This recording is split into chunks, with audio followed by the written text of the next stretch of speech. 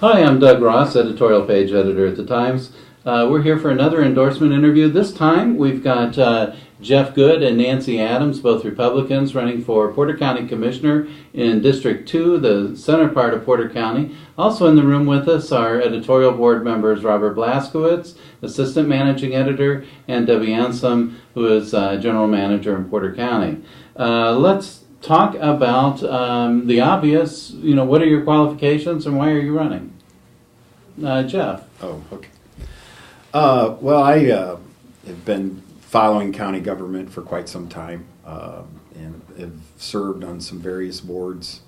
The Tourism Bureau, was on the Jobs Cabinet, current representative for the RDA for Porter County for the last 3+ years. My company that I started 20 years ago and is still in existence today is a hotel company that comprises 25 properties in 5 states, an enterprise that's responsible for about $48 million in sales. We have 425 employees working in 5 different states, and a lot of the skill sets that we have or we possess in our industry, in the hotel industry, mirror a lot of things along the same lines as county government with regards to human resources, capital planning, budget forecasting, budget analyzing, marketing, technology, maintenance. It all sort of falls within that realm. And that's one of the things I think that always led me to the hospitality industry is you get to do a lot of different things rather than just stand behind a front desk or clean rooms. So I just feel that I have those skill sets that I can take and apply in a government setting and try to take upon those experiences and benefit the county. Okay, Nancy? As Jeff said, hospitality industry, as I was in the hospitality industry with Strongbows for 73 years, and I'm not 73, I've only been there 31. And with, same as he said, with the hospitality industry, you understand you have to take care of the customer. It's about making them happy, accommodating what they want. It's the same thing with county government. You're talking to constituents, you want to be able to accommodate them, help them what they want to do, and you have to listen to what they have to say. And if you do all the talking, you're not actually listening, and you need to listen so you can determine what is the best choice and what are the best things you can do. And it's about collaboration too, is that you have to work with other officials to be able to try and make the best choice for the county and the best way that we can move forward and do great economic development and have a great place to live. I'm also president of our planning commission. I'm chairman of Workforce One. I'm on the Community Corrections Board and a few other things that I've been involved in. And so it's really helped me, and I've learned a lot with what I'm doing now. Okay. Let's talk about what you would do if you're elected. I mean, day one, what do you go in and do? Nancy? Day one, I go in, usually check my voicemails, then I try and look at what I've got on my schedule. I have a lot of meetings usually every day, and try to determine what's the issues that are going on, and if employees want to talk to me, they can come in and talk to me, and we discuss anything that they've got going on. And just trying to find a way that I can do things a little bit more efficiently that we haven't been doing, trying to get other people on board. Like we had our jail medical, I put together a committee to try and figure out what the best option was for us, and we only had to have 3 meetings, and we picked Correct Care, and they've done a fabulous job. So it's about getting people together. Okay, Jeff? Well, I think the first day, if I were elected and walked in the office the first day, I'd probably spend a lot of time just going around the county building and meeting a lot of the different employees that work in the various offices. I think right away I would really like to try and push, or not push, but try to work, get with the other 2 commissioners and the 7 council members and see if we can somehow sit down and have a powwow and talk a little bit about how we're going to move forward for the next 4 years. I think that's going to be very key to how we move forward after this election. I think there's a lot of work that needs to be done. I think there's a lot of compromising and a lot of coming together that needs to go on, and I'm going to really try to push for that in the position that if I were elected. Okay. We've been hearing for the last several years about personality conflicts primarily between members of the commissioners and members of the council. So how do you address that? Jeff? Well, I think first of all, one of the experiences that I've learned a great deal in was serving on the RDA is that you have 7 people that are on a board from various different constituents, and it's a catamount that we all sit down and work together. And I think we all have a lot of different ideas, different belief systems, but I think we've been able to sort of work together, communicate, and do a lot of effective things going forward.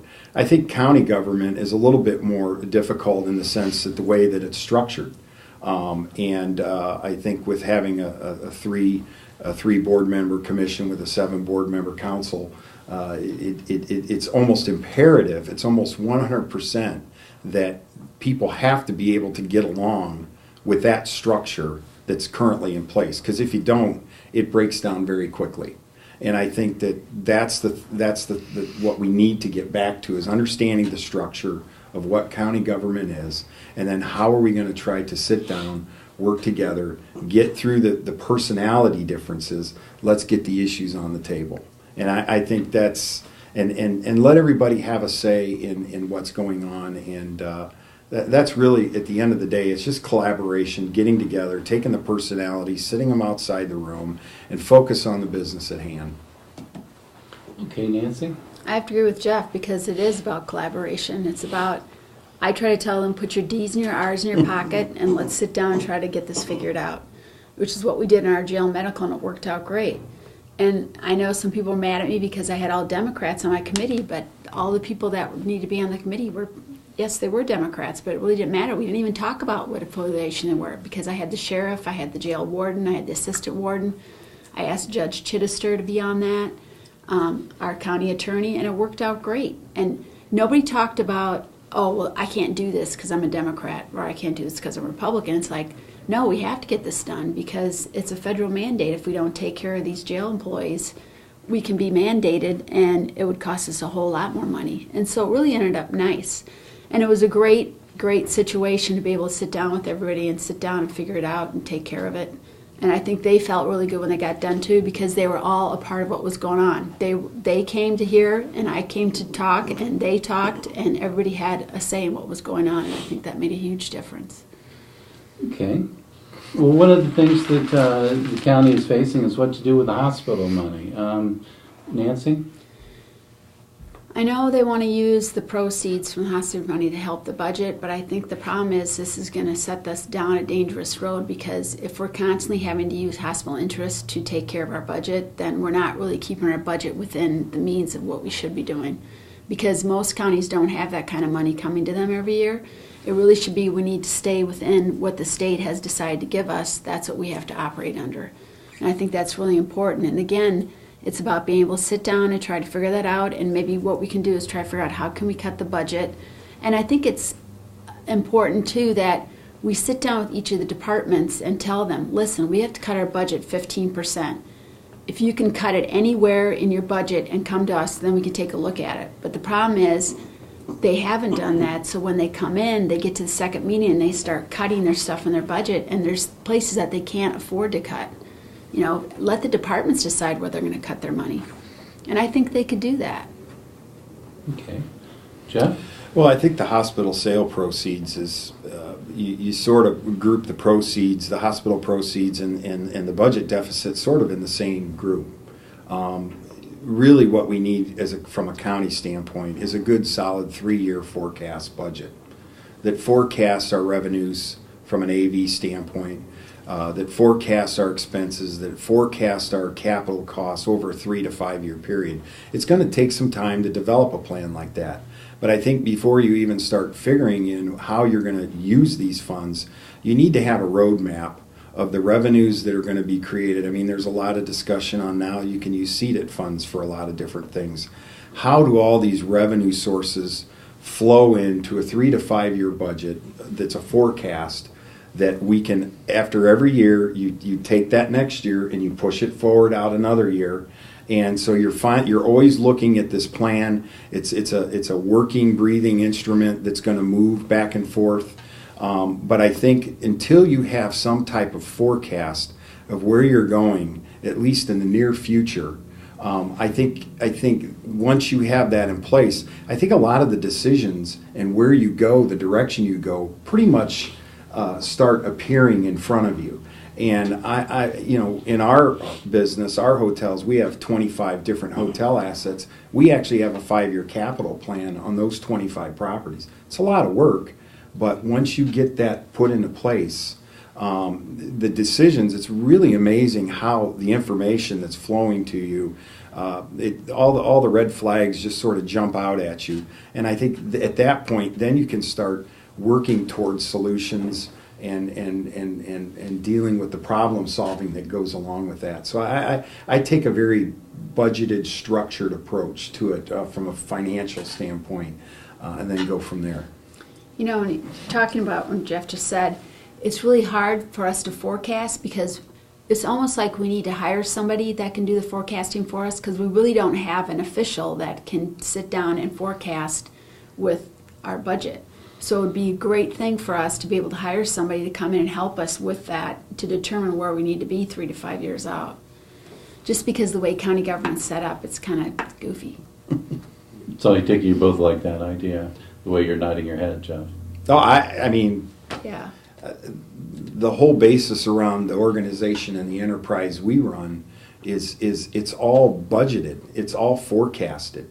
And I think we have enough data here of what our expenses run in each department that we should be able to take that information, put it on black and white, and as Nancy suggested, have someone that is in a position that can help us sort of put these pieces together, and then forecast it out. So yeah, I'm long-winded answer, but yes, that I do agree with you, Doug. And it's hard too, because you look at a lot of people that get into office, they don't have a business background.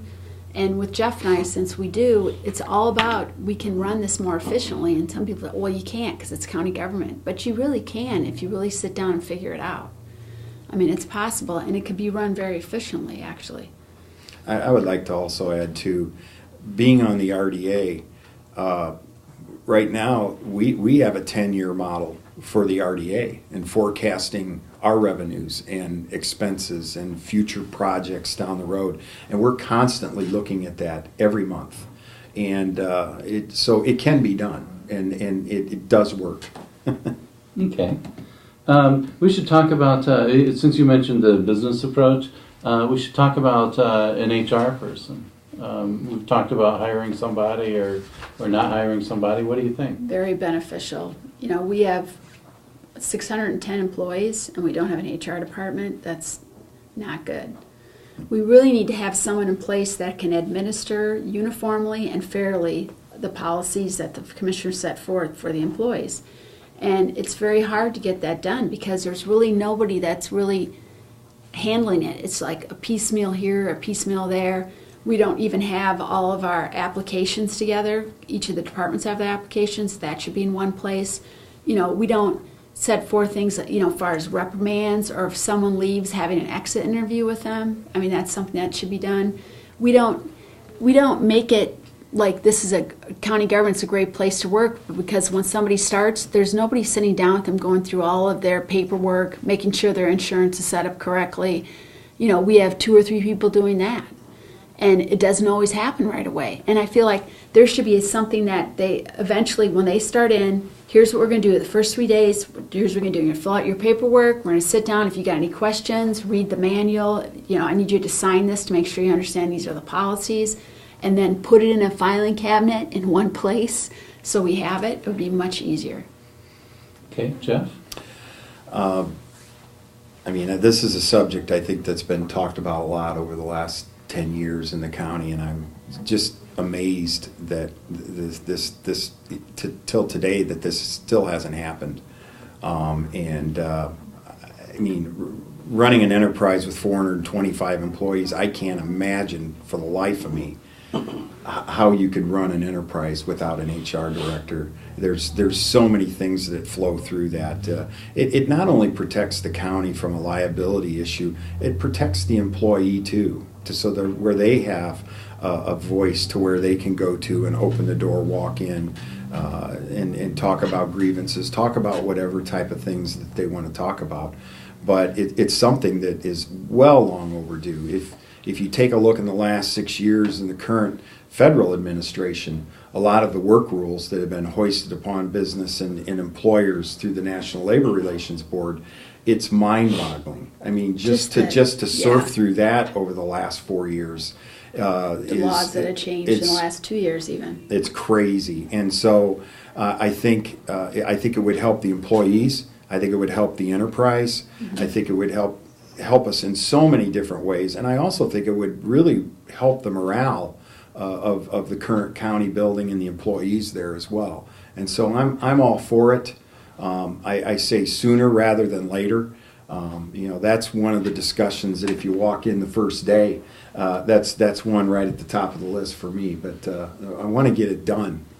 Yeah, because I've been working on it since I've been in office, and the problem's been that they don't want to pay for it because it's going to cost money. There's benefits. I'm like, but it's costing us money by not doing it. If we have lawsuits or anything that comes up, that's costing us money. Okay, you mentioned benefits. What do you think of the benefits the county employees currently receive, and what would you do?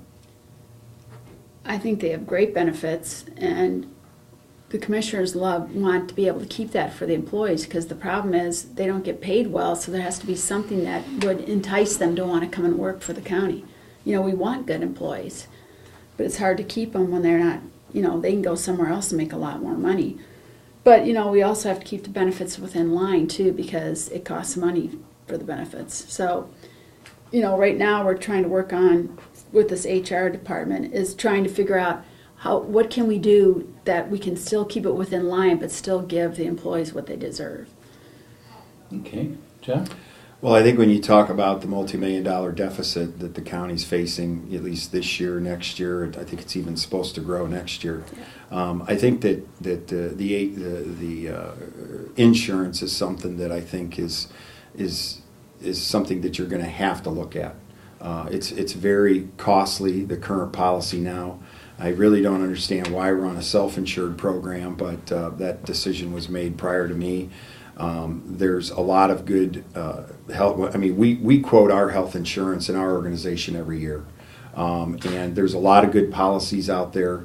The industry is somewhat in flux a little bit right now with a lot of the carriers moving to a lot of the Obamacare rules and regulations. But I think that we can still come up with a very good plan but I think we can also cut a lot of money out of the budget with that thing too. And I just think that the city of Valparaiso has done it. A lot of the other communities here in town have made that tough decision, and they've all handled it very well. I think, again, it's one of the things that I don't quite see in a lot of and this gets back to the HR department. When we sit down and we hire an executive level or any person in our organization, we take a look at the whole total compensation package. It's not just what they make and what their vacation days are. It's your health insurance, if you have a car allowance, if you have everything. And I think until we start looking at these employees in these different positions as a whole, I think that we need to get that number down. I don't, I'm not sitting here saying we put some baseline health insurance program in there, but there's a lot of good Blue Cross Blue Shield, Anthem policies that are, Anthem is an Indiana-based company, excellent insurance programs out there that I think we can move towards to help try to work on that budget number. Okay. We haven't talked about the animal shelter. That's been an issue for a while. Jeff? Well, here again is another facility or department within county government that seems to get a lot of ink in the media, but again, nothing ever seems to really get done. I think that it's important for us as a county to have a good animal control and animal shelter program in place. I'm a little bit, I still sometimes am quite surprised when I drive by the facility on Highway 2 just to see the condition of it and the perception that it gives off from a county standpoint. It has nothing to do with the people that are working in there or anything like that. I'm talking basic facility here. And I think that, one of the things, again, on that first day, walking into government, that's one, for me, that's going to be on the bullseye. It's a bullseye. We have to rectify that situation sooner rather than later. But again, those operating budget numbers needs to be folded into that 3-year plan. And how does that fit into, because your operational costs are going to go up. There's going to be some other things that are going to change the overall operations of that. But how do we take those numbers, we fold them into that budget, and then say, this is something that we're not going to sacrifice. This is something that we want. The numbers go in there, and you move forward. Okay, Nancy? Well, the animal shelter that's since the first day I came into office, and within the first 6 months that I was there, I decided to go in and do some changes there because it was so bad. So we end up closing the shelter for a week so we can make all the renovations on it just to get it up so it's in working condition with what we had. And it helped a lot. And we got a new director, and he has done a fantastic job, which makes a huge difference.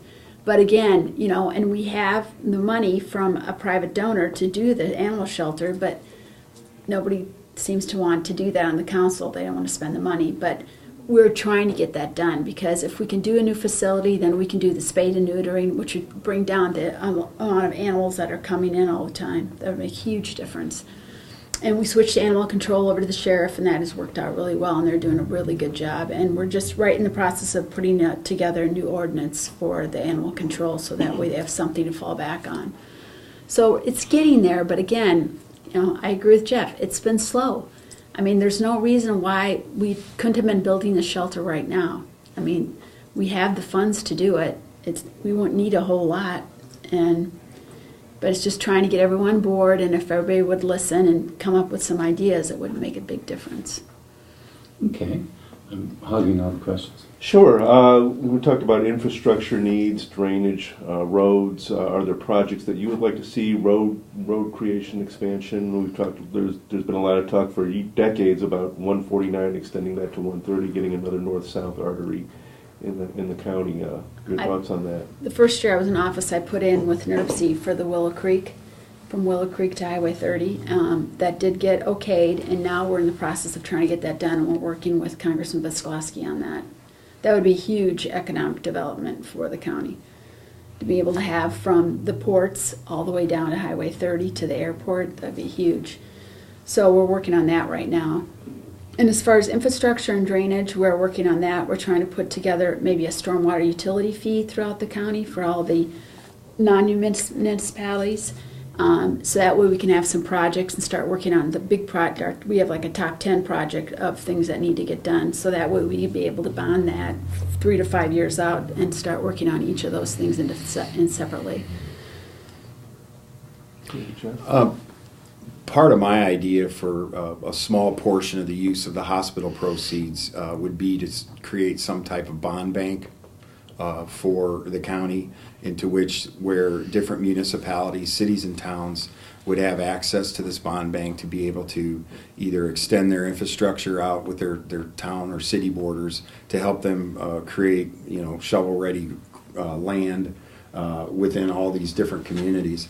I think that money from the hospital sales proceeds, if you put it in a bond bank and let the different communities borrow that money, either no interest, low interest, to help them spur their economic development. I think that's how the county can assist the communities within Porter County to sort of use those proceeds. And so what I would say is I would leave it up to the individual communities to lobby the bond bank or the county people that are in charge of that to sort of reinvest back into our county. I mean, I have a lot of ideas of how to spend money and put infrastructure in. I like the ground out by the airport, the Porter County Airport. That's an area we need to invest in. It's a very successful asset of our county. Let's leverage it. Let's work off that ground out there, and it's a perfect area for that as well too. So, but then you go to a town like Couts, and developing a mile-long corridor north of 49 with sewer and water, and open up 1,000 acres out there for them to grow and to utilize and grow their town and their AV. That's just as important as doing something in Valparaiso. So I think that I think you push it back to a lot of the different communities and towns, but I still think that that's what a portion of that money should be used for. And see, right now, we are TIFing the airport because we want to do economic development, have a business park out there, so we're in the process of doing that. And then we also do borrow money to municipalities at a lower interest rate. Right now we've got Hammond, we've got Valpo, we've got Chesterton. I'm trying to think, there's like 4 schools and some municipalities that are doing work that they could pay a low interest rate on. And then what they do is they pay it back at tax time. And it's worked out pretty good. So instead of the traditional tax anticipation warrant, you have, just borrow it from the county, and the county then benefits from the interest. Yeah, we earn a little bit more interest and they pay a lot less, and it works out. It's a great combination that works out. Yeah, I think great. the difference for me is that I would rather see the bond bank and the money be geared more towards infrastructure development, more so than trying to help on a budget shortfall or operating expenses, and you sort of go back down into that same that same path that you really don't want to go down. So I think that's just some minor differences, but well, and I think that's where we want to get to, because Yep. we just started doing this with our Board of Finance, so we're trying to figure that out, and then we're trying to figure out how can we put together maybe some of this money from the proceeds into a community foundation. And so we're trying to figure out how can we free up this money so we have the ability to put that in there. What do you think of that idea? The idea, The community foundation and putting the money there versus having the county. I think from my perspective, I really, that's something that I think you would have to have some presentations and some folks come in and alter up, what are your options? There was an article in the paper today regarding that. I think that my biggest concern is that we let that money go out of our hands. I think one of the main reasons that Nancy and I are here today is we're running for office. Being an elected official, these are the type of responsibilities. When you raise your hand and put your hand on the Bible, those are the responsibilities that you're entrusted to the community for. And I think just taking that responsibility and giving it to someone else, that maybe you lose that control, that's very problematic for me. With that said, though, I think that there's 100 different ways to skin a cat, and I think until you figure out what the control mechanisms are and what you're willing to tolerate, I really think that I think an answer of a thumbs up or thumbs down for the money going to a certain organization, I think, is a little presumptuous from my perspective. So, But I think also, when you put your hand on the Bible and you decide to be elected official, I don't have all the answers, and I'm not the expert when it comes to finances, but if I could find somebody else that would know how to put ahead and try to create a better interest and better return on my investment, then I'm going to want to do that. And if I still have control that I know exactly where it needs to go, then that's fine with me. And also, I don't want to put all the money that we have in the proceeds into a community foundation, because the problem is when you put in a community foundation, you never get that money back. You only earn the interest on it.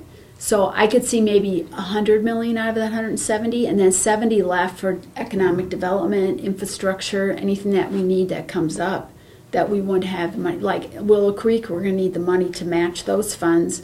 Then if we had that money from the sale of the hospital, we could do something like that, and that's economic development. That would bring more tax base to the county, which would help. So it ended up being a positive in the end for everybody. But for me, I just feel like I need to know what can I really make a good decision on versus what I need somebody else's help with. And that's the best part, is that you having to know that you have to do that. I can't say that I'm the expert on everything, because I'm not. Okay. Yeah, my only follow-up to that is when you have $170 million that you're sitting on, the experts are going to find you. I mean, there are going to be a lot of people out there that if you put this, I mean, we're 60 miles away from one of the largest financial institutions in the United States in Chicago. I mean, there are a lot of different experts out there that I think that, you know, I'm not saying that the county or the commissioners or the council people are the ones that are making this decision. I think that you, again, bring in the experts. You listen to a lot of different people with a lot of different variations of what's going on. You need to look at the IRS regs for this type of situation, because they're very detailed as to what you can and can't do. So those need to be followed. There's just a lot of intricacies of this that need to be, you know, put in place. And I think that I think you have local people in the community that you can collaborate with to help you get to that point. But I just think that it's something for me. I know for the future of the children and for the future of Porter County, I think it's you know, I don't see why we really need to put that type of money at risk. You know, and I would really like to see a good portion of it locked up and protected from that perspective. And I think we're all on the same page on that. So, You know, it's hard too, because of the fact that we're a county with this money. The most we can invest in it, the most money that we can earn is on 5 years, it'd be 2%, which is pretty sad when you think it used to be 5 or 6%, and it's 2%. But if we lock it up in the community foundation, it allows us to put in a foundation. We can earn a lot more interest. We can earn 5 or 6% then, which would be great. So that would help. And like for instance, the Porter County Community Foundation, they do a great job. They had a huge return on their investments this last year, and they have people that's what they do. They're the experts on that. So that's why it's nice. You know, hopefully we're going to get in there and be able to hear what everybody has to say to see what they can do and how can we set this up that it works the best for the county. Okay. Debbie, you haven't asked anything, did you? Okay. No, the issues have been addressed. Okay. I guess we're just about out of time. We should probably ask what sets you apart from your opponent? What makes you the better choice? Jeff? I get to go first. Poor Jeff. To me, it's. I don't want to really compare myself to Nancy. I just think that I have some skill sets that I think I can offer up our community to help. I just feel our county's is at a corner right now, and I think that we need to turn the corner, move forward. I think leadership is going to be very important. I think common sense is going to be very important going through these times, and I also think integrity is going to be very important as we move forward here too. So, I just think that I have those skill sets. I'm willing. I'm ready to put them on the table and help to try to move the county, and it's just that simple for me. Okay, Nancy. Again, I'm not going to compare myself to Jeff. I've known Jeff a long time, so it's kind of hard to make any kind of comparisons. But I guess for me, I look at it as I try to listen to what people have to say. I want to hear both sides of the fence, because then it helps you make the best decision in the middle. And I have been doing this now for 3 years. I had never held a public office since then, and I take my job seriously. I'm there just about every day. And I go and talk to the department heads. When Jeff said he'd like to go in and talk to them when he gets elected, I did that before I was elected. I went in and talked to every employee, and they were shocked that I came there. But I wanted to hear what they had to say, and I try and go every day to each of the departments just to see what's going on. I go out to the sheriff once or twice a week so I can hear what their problems are, because if I have to use my money to help them, I want to understand what is it that they really need. So that way I know when they come, I know exactly what they need. And that makes a big difference. And it's really more about listening and collaboration than anything else. And I think that's what allows you to be a good leader, because if you're always telling people how it's going to be, how can you get it done? Okay, well, I'm afraid that's all the time we have. Again, I'm Doug Ross, editorial page editor of the Times. with Porter County Commissioner candidates, Republicans for the Center District, District 2. We've got Jeff Good, Nancy Adams also in the room, Debbie Ansom, Robert Blaskowitz. Thank you for viewing.